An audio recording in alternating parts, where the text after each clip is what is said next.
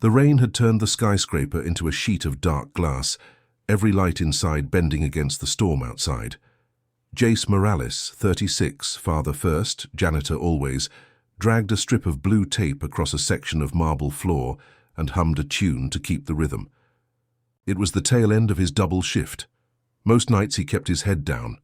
Tonight something caught his eye. Near the tall lobby windows, a girl sat in a wheelchair, maybe 11. Her wrists flicked to the beat of a tinny melody coming from a pocket speaker balanced on her lap. She wasn't just waiting, she was swaying. She had rhythm. Jace set down the vacuum and walked closer, careful not to scare her. "Mind some company?" he asked, voice soft. The girl glanced up, a hint of hesitation, then nodded once. He muted the vacuum, pulled out his cracked phone, and queued up an old waltz. With palms open, he crouched slightly and said, "We can try a roll and turn. You lead, I'll follow." It wasn't the first time. He'd done this with his daughter Sophia's third-grade class when they needed a parent volunteer for dance week. Push, pull, pivot, count. Kids always caught on faster than adults thought. Eloise Hart's eyes brightened. The chair became more than wheels. It became a partner. Jace guided with small gestures, moving to the beat, whispering, 1, 2, 3. From the security desk, 2 guards tried not to stare. The concierge smirked, typing into a private group chat.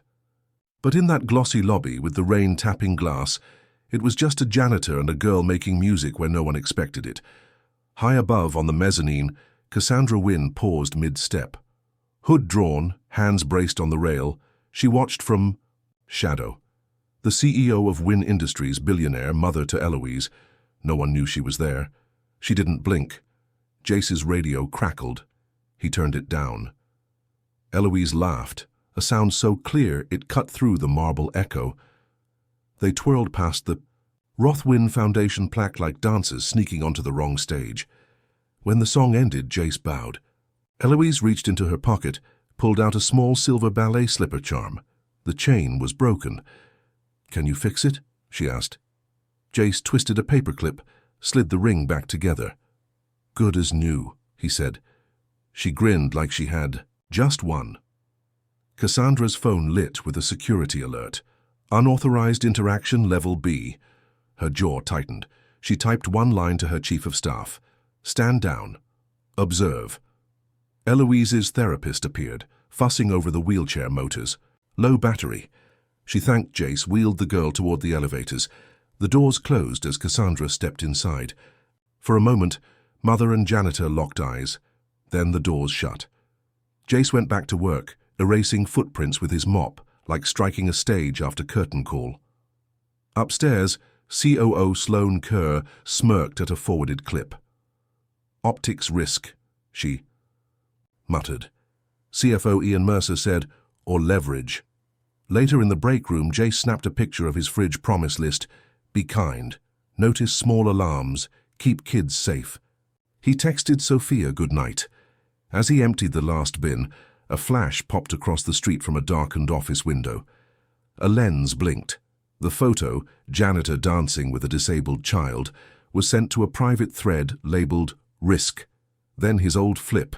Phone buzzed with a message, "Seen you dancing. HR will too. Take the severance when offered." The night, once warm, turned cold. The clip was already moving before the city's first bus brakes hissed. Not trending, not yet. Internal only. Subject line, "Facilities fraternization," a loop of Jace spinning, a girl in her wheelchair beneath the marble lights. By the time he reached the locker room, the whispers had teeth. His locker hung open, the metal tongue bent. Inside, a sheet of printer paper folded once, typed in clean serif, "Take the exit package. Quiet keeps you safe."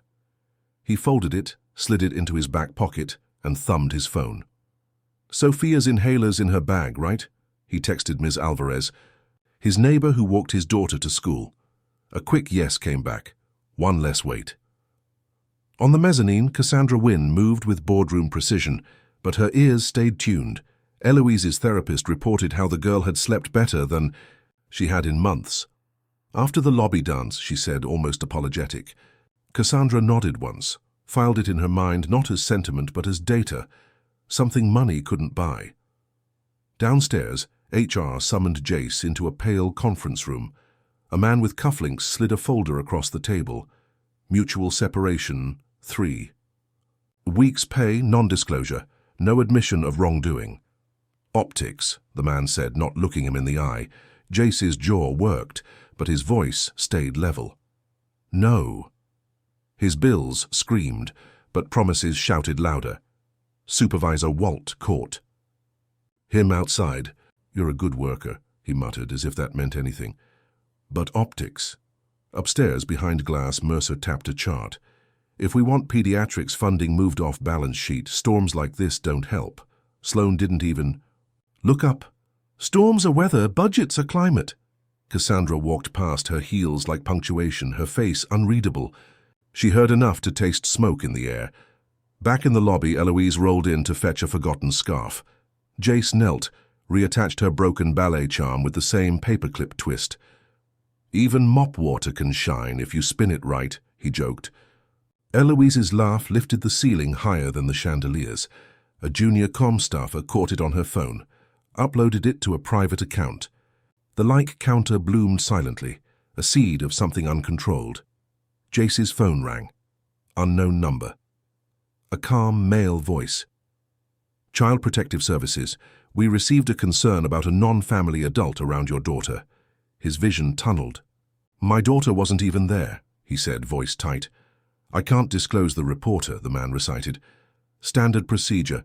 We'll need a visit in the morning. Jace dropped onto a crate in the custodial closet, inhaled bleach, and cardboard, counted 4 breaths in, 4 out. He typed, pancakes tonight, to Sophia. Then deleted the draft message to her teacher about backup pickup plans. Cassandra scanned her inbox. Security brief. Custodian refused severance. CPS contact logged. Clip contained.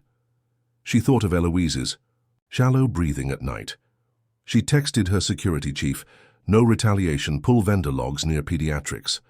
At lunch, the break room TV slowed the dance to half speed. Avp quipped, Disney janitors now? Jace ate microwaved arroz con pollo, eyes on his plastic fork, and thought about how kindness had different prices depending on the badge you wore. That afternoon, Eloise's therapist slipped a note at the front desk addressed to the man with the paperclip. Just 2 words, thank you. Jace tucked it into his wallet, beside Sophia's photo and a crumpled church raffle ticket. Later, on the 27th floor, bagging recycling, he found a shred bin strip glued to the waxed floor. 3 words survived. Wellness deduction schedule. Silverline Care. Friday Crane auditing. He didn't know what it meant. His gut did. Then his phone buzzed. A blocked number. A photo of his building stoop. 4 words beneath. Know when to sit out a dance. The chill hit deeper than any rain outside. Morning light turned the glass facade of Rothwin headquarters into a mirror. A billboard advertising wealth and order. But beneath the gleam, cameras lurked near the steps, long lenses waiting for a stumble. Cassandra Wynne arrived with her daughter in a wheelchair beside her. Navy suit crisp, hair tied like a contract line, she guided Eloise into her therapy session with a smile stretched taut as a violin string. The receptionist returned it, half curtsy, half fear. Upstairs, in a boardroom trimmed with chrome, COO Sloan Kerr flicked through a deck. Riverfront Pediatrics Consolidation, Efficiencies, Silverline Care, Wellness line items. Each slide promised savings, curves bending perfectly upward. At the corner of one slide, a small crane icon perched like graffiti. CFO Ian Mercer leaned back, pen spinning. Elegant numbers, Sloan, edges sharp. Cassandra raised her hand. Explain the crane. Sloan's brow arched. Quarter-end audit nights, a mascot. Team humor. Cassandra's jaw set like a locked safe. She texted security under the table, search badges for bird icon usage. Prioritize Silverline reps. Meanwhile, on a different floor, Jace Morales sat in an HR chair that squeaked with every shift. Across from him, a manager adjusted her glasses. Tomorrow, 9 a.m. Child Protective Services will visit. Routine, she said, voice syruped. In the meantime, you are to avoid contact with non-employee minors in public spaces, even family. Jace signed the paper. He didn't agree, but they owned the clock, and he needed it to keep turning. After, he returned to the mezzanine bucket. At his side, he scrubbed the glass until every fingerprint from yesterday vanished. Cassandra stopped, her shadow falling over his mop. Her voice was low, civilian. "Thank you for caring enough to see her." Jace glanced up. It was just a song. The cadence of his words, steady, unpretentious, lodged somewhere Cassandra couldn't file away. In the cafeteria, whispers bloomed. The CEO was soft on a custodian. A wellness vendor had friends upstairs. The gala Friday would fix things. An assistant rushed past Jace, phone buzzing, and dropped a printout. He bent, picked it up. A single subject line, "Contain facilities man." "No public scenes," addressed to Sloane. Jace folded the paper and slid it into his pocket. Fire could wait. At home, the kitchen smelled of onions and cumin. He taped Sophia's promise list above the sink, pencil in hand, and added a fourth line. "Show up." Sophia leaned on the counter, tongue between teeth, and added her own, "Dance when scared." A voicemail pinged. CPS. "We may arrive earlier." Miss Alvarez next door texted, "I'll sit with Sophia so they see family." Jace ladled a rose con. Polo, routine against the weight, pressing his ribs elsewhere. Cassandra opened donation ledgers. Silverline's in-kind wellness matched the exact days Crane audits were logged. She called legal. "Procurement falls under Sloane," they answered. "Timing is tight with the gala." In the garage, a black SUV idled in the same spot as last night. Security traced the plate. A shell. The concierge messaged Jace, "Saw a guy photographing you. Said it was the little girl's mom." Jace rolled his shoulders, shaking off the word mom. His ex-wife had left when Sophia was 2. Every story since had been a solo act. Riding the elevator, mop bucket at his side, he overheard a staffer practicing gala remarks. Community, joy, caring. The words clinked like tin cups. That night, at home, he heard the paper slide. A plain envelope under his door. Inside $5,000 in hundreds, a non-disclosure form and a sticky note with a crane doodle. 4 words, "Take the bow. Exit left." His fingers tightened on the bills as the fridge hummed behind him, the promise list fluttering in the kitchen draft. The money smelled faintly of detergent and stale smoke, like it had lived in someone else's pocket too long. Jace resealed the envelope, scribbled "Return to sender" across the flap in block letters, and slid it into the freezer beneath a bag of frozen peas. It wasn't logic, just a place colder than temptation, somewhere out of reach when bills stacked, like bricks. He walked Sophia to school early, their hands laced, palms pressed tight against the wind. They counted steps together, her voice small and sure. 37, 38. At the gate, she tugged his sleeve. "Promise?" "Promise," Jace said, the word more armor than sound. It was enough to hold them both upright. At the facility, his locker stood ajar again. Inside, not cash this time, but a badge, executive access, gleaming under the harsh fluorescence, engraved with a tiny crane in the corner. A yellow post-it. Clung to it.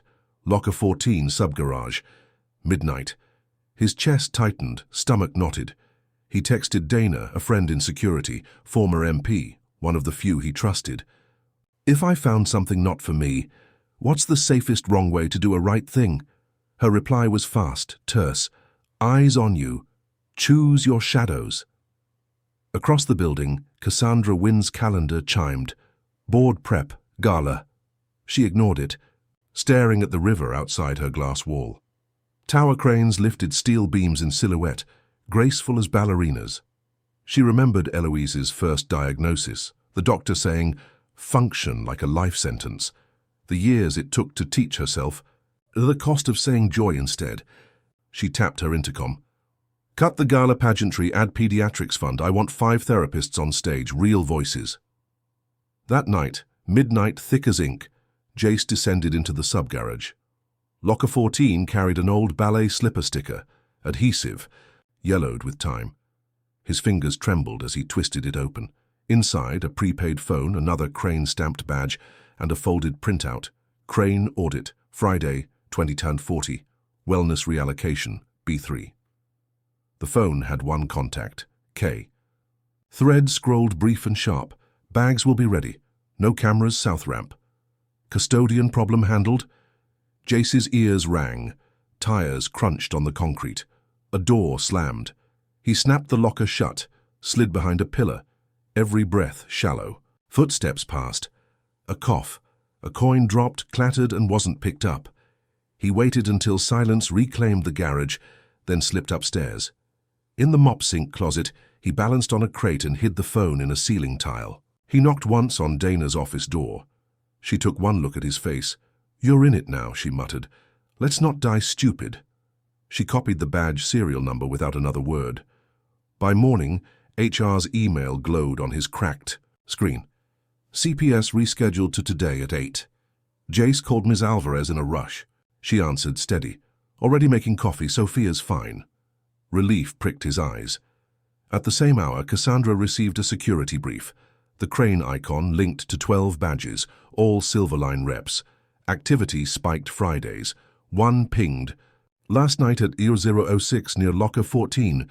She asked whose locker. Unassigned. "Not anymore," she said. Jace opened his apartment door to greet CPS. Sophia stood in the living room pointing. Across the street, the same dark pane lit up. In the reflection, a camera lens irised wide, capturing their every move. The CPS visit began with polite smiles, rehearsed and careful. 2 caseworkers stepped inside Jace's apartment, their calm worn like armor. One noticed the neatly labeled spice jars in the kitchen. Another pointed at the nebulizer resting on the shelf. They took notes as if tidiness might weigh as much. "As love. Who bathes Sophia when you're on late shifts?" the taller one asked. "I adjust shifts. Or Miss Alvarez, our neighbor, sits with her," Jace answered. His throat burned. He could have dodged, played strategy, but he chose honesty. "And non-family adults, do they stay over?" "No," Jace said flatly. The truth cost him, but lying would cost more. The second caseworker leaned forward, pen hovering. "There's been recent social media attention. A video." Jace nodded once. "It wasn't an event, it was kindness. That's all." Before silence could thicken, Sophia returned from her room with a drawing. Bold arrows traced across paper. Footprints. "This is how Daddy keeps people safe." She set it on the table with pride. The caseworker's mouth twitched toward a smile she quickly swallowed. She scribbled one last note and closed her folder. "We'll schedule a follow-up." Taif. Door clicked shut. Jace leaned against it, listening to his own heartbeat rattle through the hinges. His phone buzzed. Dana. Badge serial traces to Silverline Regional Ops. Owner covered. Sloan-approved gala guest list includes Silverline execs. Jace snapped a picture of the crane-stamped badge and sent it back. Her reply came fast. "Don't carry that. It's both a target and a key." Across town, Cassandra Wynne sat in her office, her speech draft open. She scratched out innovation, replaced it with care. On another screen, Eloise's therapy footage played, her daughter's hands fluttering, then settling when someone matched her rhythm. Cassandra asked herself what the board truly valued. The answer tasted metallic. She dialed legal. "Prepare to suspend Silverline pending review." Ahead of gala. Legal asked, shocked. "Because of gala," Cassandra snapped. Back in the break room, Jace heard laughter, derisive, not joyful. The TV blared a segment. "Is the CEO coddling a custodian?" B-roll showed him pushing a mop, slowed down for mockery. Supervisor Walt avoided his eyes. On another phone, a server scrolled through a screenshot. A source claiming Jace gets too close to donor families. The words twisted his gut. Eloise's laughter from that night echoed in his memory, but instead of lifting him, it landed heavy, like an accusation he hadn't earned. On the mezzanine, Cassandra walked with sharp heels. Sloan fell into stride beside her, voice low. Changing tone this late. Investors hate surprises. Cassandra's eyes stayed forward. "Children hate cages," Sloan smirked. "We sell care. We don't practice it." Her face froze. A quip, Yes, but truth dressed as sarcasm. That night, Jace climbed onto a crate, pushed up a ceiling tile and pulled down the prepaid phone. Its screen buzzed alive. Confirmed, B3, 2240, bring Dolly. He snapped a photo, forwarded it to Dana through the one-way app she built years ago as a dare. Another buzz. Custodian will be contained. The hallway around him was empty, yet it felt like the building itself was listening. At home, Sophia slept with her fist resting on her chest. Jace sat on the floor beside her bed, counting her breaths, until his own fell into rhythm. Then a knock, sharp, urgent. His door opened to Cassandra's assistant, hands trembling. Ms. Wynne would like a word, now, in person. Cassandra Wynne arrived without her armor. No chauffeur, no entourage, just a gray sweater that fit like something chosen from the back of a closet, not a stylist's rack. Jace opened the door halfway, braced for another CPS suit or a neighbor's complaint, but it was her. The woman who ruled the mezzanine. "I'm sorry for the hour," Cassandra said quietly, stepping into his small living room. Her eyes swept the space, pausing on the taped-up science project volcano, the fridge promise list, the silver ballet charm resting on the sill like a moon rescued from a storm. She met his gaze and dropped the shield. "I'm Eloise's mother." Jace's pulse staggered. It made sense, the SUV, the whispers, the way hallways went still when she passed. He swallowed. "You've been watching." "I've been afraid," she admitted. "But you matched." Her rhythm. He shrugged, unsure what to do with gratitude from a billionaire. It was just a song. Cassandra didn't argue. Instead, she laid out the Silverline rot with brutal clarity. Wellness deductions siphoned from contract cleaners' checks, Friday crane audits hiding budget holes, pediatric rehab slashed so quarterly reports could sing. "I can blow this up fast," she said, "or I can do it right. I need ground truth, not a slide deck. Walk the building with me, map blind spots tonight." Jace glanced at Sophia, asleep in her pillow fort, hair fanned out like dark wings. "My kid first," he said, "then your kid, then the city. Her." Nod carried respect, not command. Minutes later, Dana arrived, hoodie up, badge reader in her pocket, boots quiet. She looked at Cassandra like a wary medic to a general. "If we're doing this," she muttered, "we do it clean." They moved as a small crew stitched from different wars, janitor routes, security gaps, executive shortcuts. Jace pointed out the freight elevator that always stuck on 2, the staff corridor that dodged 3 cameras, the B3 south ramp that went mysteriously dark every Friday at 22:30. Cassandra walked through dust she'd never noticed before, saw her empire from the ground, the tape lines, the silence, the man who made promises with blue stripes on marble. At 22:35, Dana's phone buzzed. Benji, the youngest security tech, had eyes on the feeds. White van at B3, crane badge pinged. "Quiet," Dana ordered. Jace led them, shoulders loose like this was just another shift. At the column they crouched. The van door slid open. Inside, shrink-wrapped therapy kits marked at 10 times value, clipboards already signed, a ledger stamped with initials, S.R. Sloan Kerr. 2 Silverline reps laughed, tossing lines about gala. Checks clearing. The plan was simple. Film, tag, wait. But Jace's prepaid phone buzzed. "Custodian to South Stair." He looked up. 2 guards peeled from the main cameras, heading toward the stairwell he always used for breaks. Dana cursed. Cassandra's face hardened. "We don't abandon our witness." Jace shook his head. "We don't abandon your kid either. She's upstairs, Eloise, therapy floor. Sleep study." They split. Dana and Benji held the van. Cassandra and Jace took the service elevator. The doors opened on the therapy floor. Dana's tablet feed glitched, then blinked to black. A caption appeared in red. "Eloise, offline." The therapy. Floor smelled of lemon cleanser and sleep. Cassandra's heels made no sound against the tile. Jace's sneakers tapped a quicker rhythm as he pointed left. "Shortcut," he said, and together they cut through a linen closet into a hallway. Executives never walked. The safe room door was ajar. Jace's stomach tightened. Inside, under the steady hum of a white noise machine, sat a mannequin in a wheelchair. A wig, a hoodie pulled tight, the cruelest decoy. For a split second, it almost looked like Eloise. Cassandra's face hardened. "Downstairs," she said, voice low enough to cut glass. Jace thumbed his radio. "Decoy, moving to C2. Benji's voice cracked through. "Second crane ping. South garage access. Hurry." On C2, a sedan idled with its trunk hanging open. Jace approached, every nerve alive. Inside lay a branded duffel stamped wellness transport. Nestled on top was a pair of child-sized noise-cancelling headphones, his blood iced over. He dialed the... "Sitter," she answered, whispering. "We're in room 317 and they told us to wait." Jace and Cassandra sprinted. At 317 the door wouldn't budge, blocked from inside with a rubber doorstop jammed beneath the hinge. Cassandra dropped to the floor, knocked once then twice in the rhythm Eloise liked.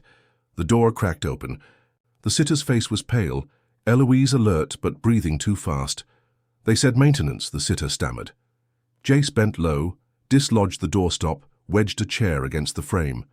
Behind them, Cassandra crouched and whispered to Eloise, "Match me and out." She counted like Jace had taught her. The girl's chest slowed, steadied. Dana's voice lit the channel. Van detained. Silverline rep spooked. "Sloan en route to B3, Mercer missing." "Keep the van warm for law enforcement," Cassandra ordered. She pushed Eloise's chair, her voice a steady anchor. The stairwell echoed with pounding footsteps. Two men in windbreakers appeared, vendor badges pinned to their chests, smiles too thin. "Wrong floor," Jace said evenly. "We handle transfers," one replied. "Not tonight," Cassandra answered. One lunged. Coleman was there, stepping from the shadows, slamming him against the rail. The other man dropped his smile and bolted down the stairs. Jace started after him, then stopped. He looked back at Eloise. He knew his math. He stayed. On B3, the scene. Turned theater. Sloan arrived hair perfect, tone silky. "A demonstration delivery," she purred, gesturing toward the van. "This is theater, Cassandra. You're embarrassing the Foundation." She waved at the cameras as if they were pets. Benji kept the frame locked. Dana lifted the ledger, pointing. To the corner. SR. Sloan Kerr's initials. Mercer appeared on a screen patched in remotely. "This is a facilities security incident," he declared, face tight. Above them, sprinkler heads hissed to life. "Not a fire, an evidence purge. They're scrubbing," Benji shouted. Jace's eyes went to the red fire alarm pull.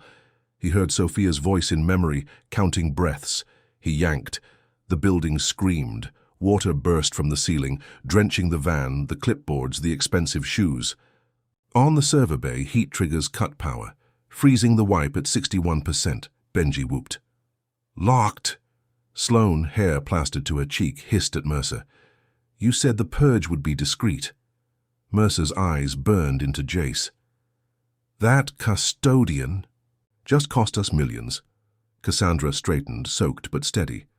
"No, he just saved children." Then the far door swung wide. A small figure rolled into the flood, drenched, her ballet slipper charm gleaming. Eloise. She stared at Sloan, with a defiance older than her years. Sloan stared back, frozen, as if she'd forgotten how stories end when the whole world is watching. Phones were out, cameras up, and the truth became a spectator sport. Sloan smoothed her wet hair, recovered her smile, and clapped her palms, together as if closing a meeting.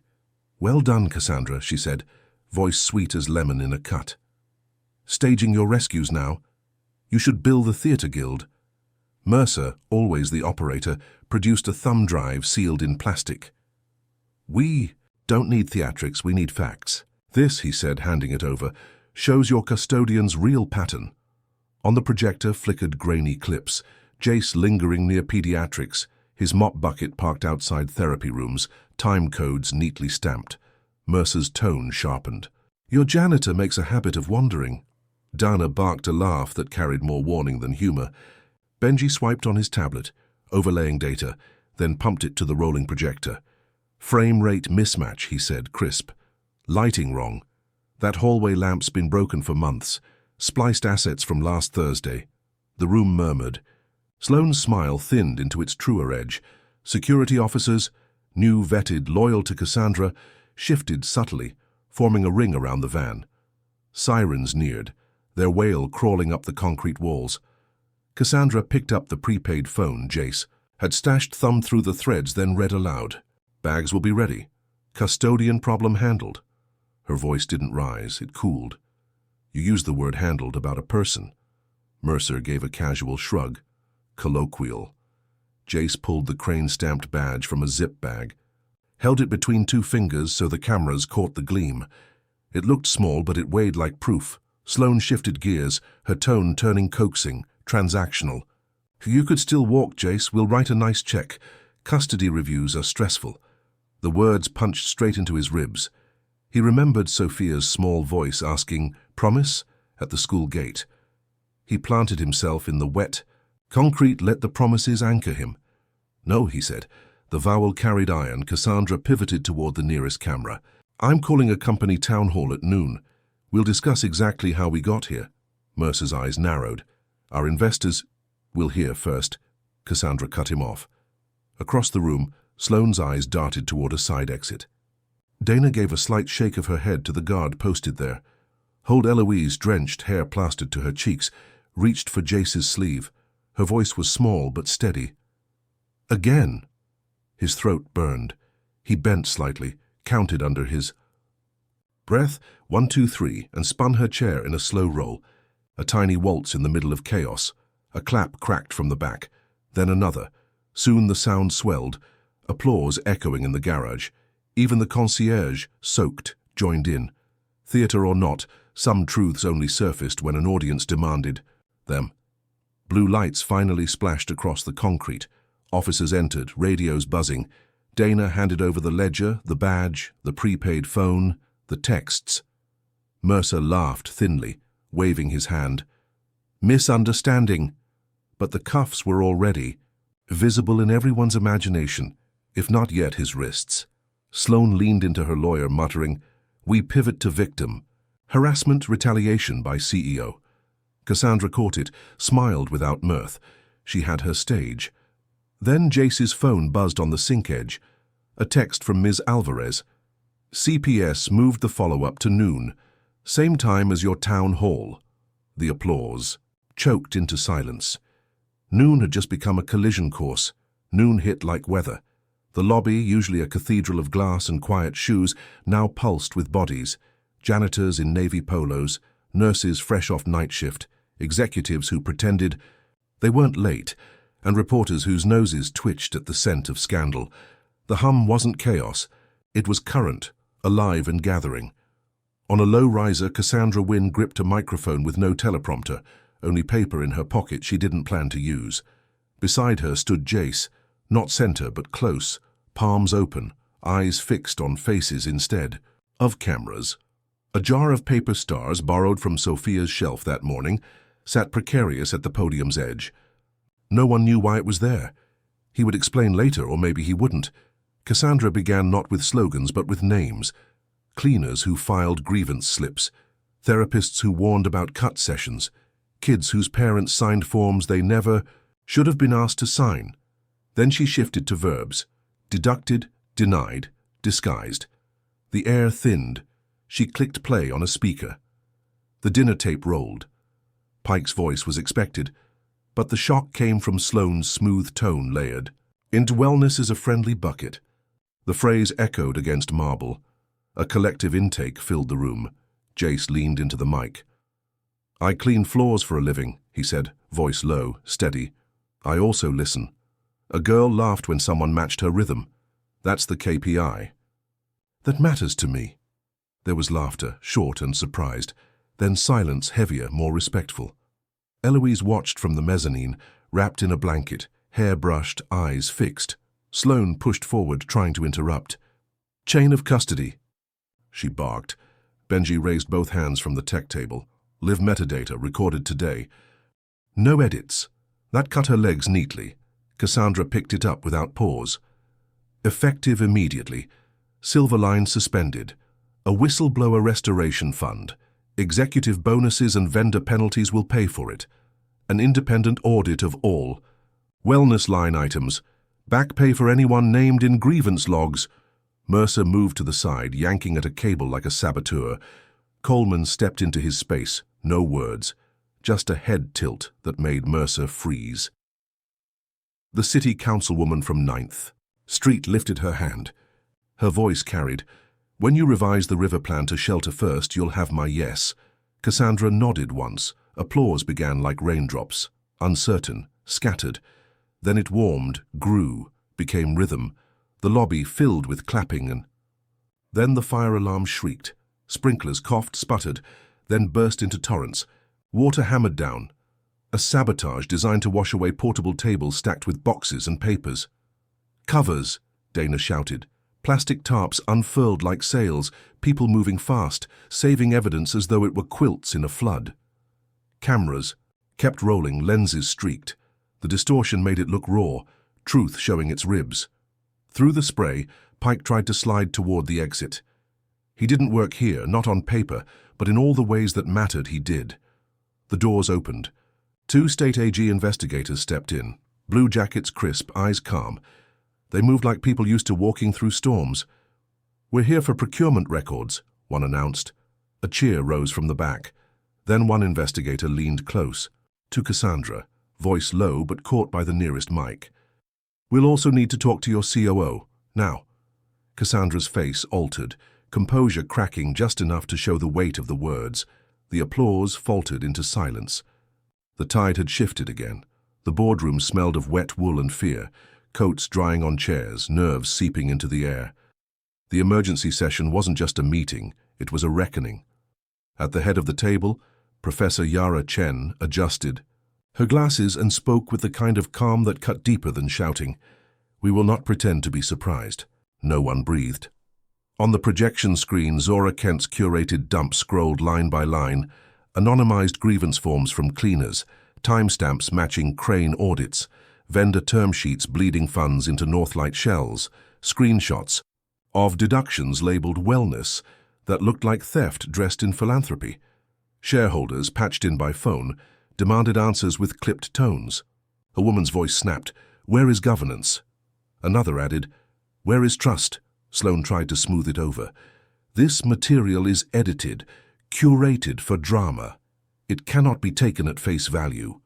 Mercer barked louder, trying to drown. "Her, this is about brand safety. You let a janitor and a journalist dictate corporate narrative." His fist hit the table. The sound echoed. Arjun, head of finance, slid forward in his chair. His hands shook, but his voice was steady. "We've traced the trusts. Mercer, your signature sits on routing instructions, and Sloan, your initials appear on transfer schedules. You cannot explain those away as optics." The silence was longer. This time, Yara raised her hand. "We will proceed to vote. Item 1, removal of Sloan Kerr as Chief Operating Officer, pending investigation. Item 2, suspension of Ian Mercer. Item 3, formation of an independent committee with full subpoena power. Item 4, establishment of a whistleblower restoration fund. Item 5, engagement of an external procurement audit with teeth." Hands rose slowly like people testing the air. Then more followed, a wave tipping. Opposition fizzled into futility. The decision was made. Cassandra stood. "To prevent accusations of clinging to power, I will step back from daily control. I will remain as executive chair until the audit completes. No shadows, only sunlight." It was the kind of gesture no one expected. A faction built on defense had nothing to push against. The room adjusted, startled by decency. Outside, the building's lobby transformed into something else. Employees gathered near the sink where children's paper boats floated. Sophia's stars lined the edge like an offering. Eloise rolled forward in her chair, eyes fixed on Jace. "Spin slow?" she asked. He smiled, placed his hands gently, counted aloud, and turned her chair in a circle. Anchors in every pivot. The applause that followed wasn't protocol. It was relief. In the hallway, Sloan hissed at Mercer, voice sharp as glass. "This isn't over." Her gaze locked on Jace, venom mixed with disbelief, as if he had stolen a dance meant only for her. Dana shadowed Sloan until investigators took her aside. Later, Cassandra found Jace near the vending machine that never worked. You changed the choreography, she said. He shrugged. I just followed the beat. She smiled, weary but real. Bring Sophia to the rooftop garden. Eloise wants to show her the vegetables. Kale is punishment, Jace said with a small laugh. But cherry tomatoes she'll love. A promise of normalcy wrapped inside policy. Hours later, Jace opened his locker. An unmarked envelope lay inside. He tore it open. A ballerina charm, bent and twisted. A note scrawled in ink. You stepped on the wrong toes. The hum of victory soured into dread. The garage was half light and half shadow, the kind of place where truths and threats echoed louder than footsteps.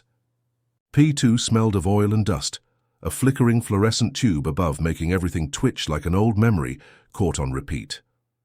Jace Morales closed his trunk, still holding the bent ballerina charm, when Windbreaker emerged from behind a pillar. His smile wasn't wide, but it was smug. Lips curved like he knew the ending of a story before the first word was spoken. Payback, he said simply, as if he were selling gum. Drop your statement. Keep your kid uninteresting. The words were dressed as advice but carried the weight of a noose. Jace froze, not with fear but calculation. Sophia's face flashed in his head, her paper stars, her laugh. He steadied his breathing before he could answer. A quiet shuffle of footsteps broke the silence. Zora stepped from behind another pillar, her recorder light, a steady red pulse. That's extortion on tape, she said, voice sharp. Windbreaker's smirk faltered for half a second, but he recovered, lunging, not for Jace, but for his phone. He misjudged.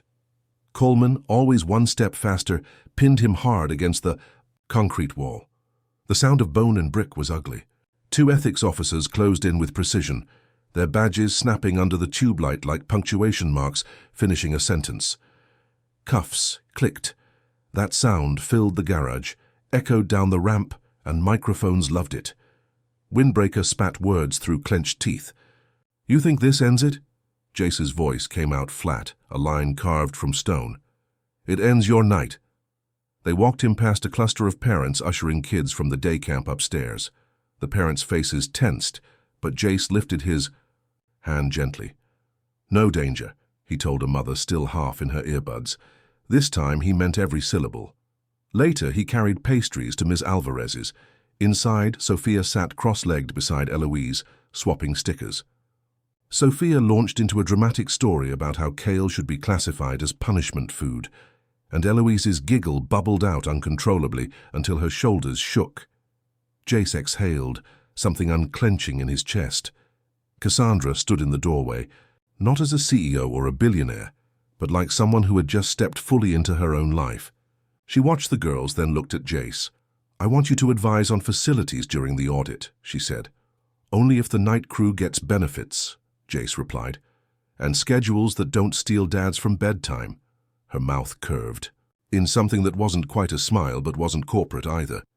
That's the plan. Hours later, his inbox pinged. An email from the ethics chair. Findings published 9 a.m. Public announcement at 10. Mr. Morales should speak. He opened a blank document, titled it Affordable Homes for Hourly Staff, and stared at the blinking cursor. It felt like judgment at first.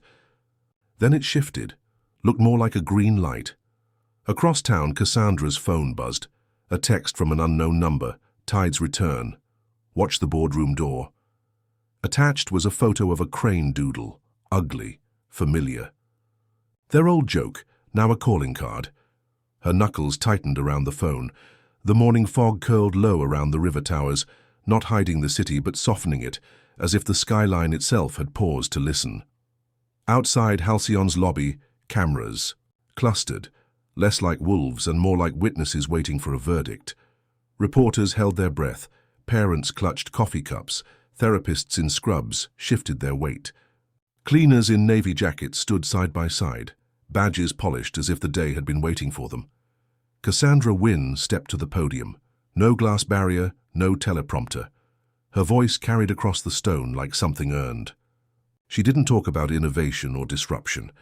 She spoke about nights on benches, about the way care feels when a hand steadies yours, about small things made visible only when someone bothers to see them. Then she laid it out, precise as a ledger.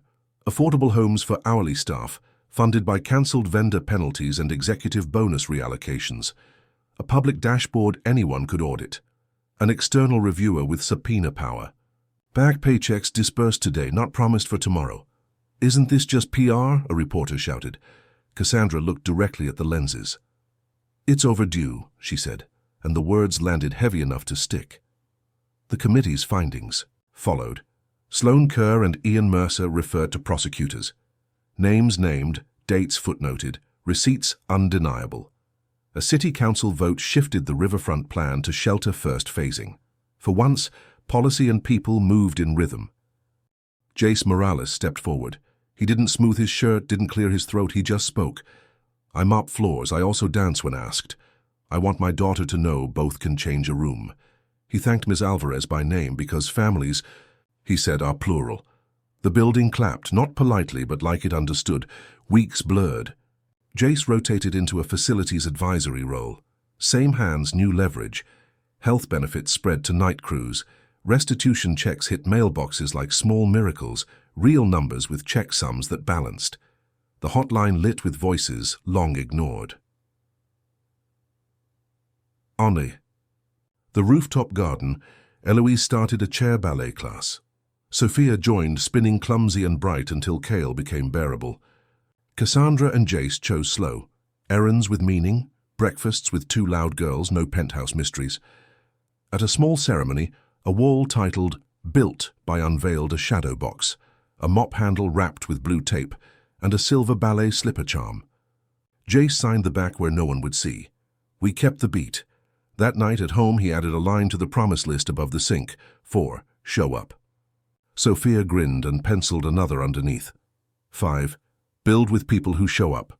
Zora's text buzzed. A quiet note from the state AG.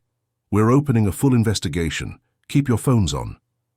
Dana followed with a ping. An unaccounted-for board badge still active. Cassandra's answer was simple. We keep the lights on. She pressed play on a tinny phone, waltz spilling through the room. Want to spin? She asked Eloise. The girl laughed, bright as glass breaking into light. They spun, and for a minute the building that power once tried to shrink grew big enough to hold them all. Final beat, soft but bright. Across the street the dark window lit. A figure stood, camera in hand. They lifted it, paused, then lowered it slowly. This time they walked away.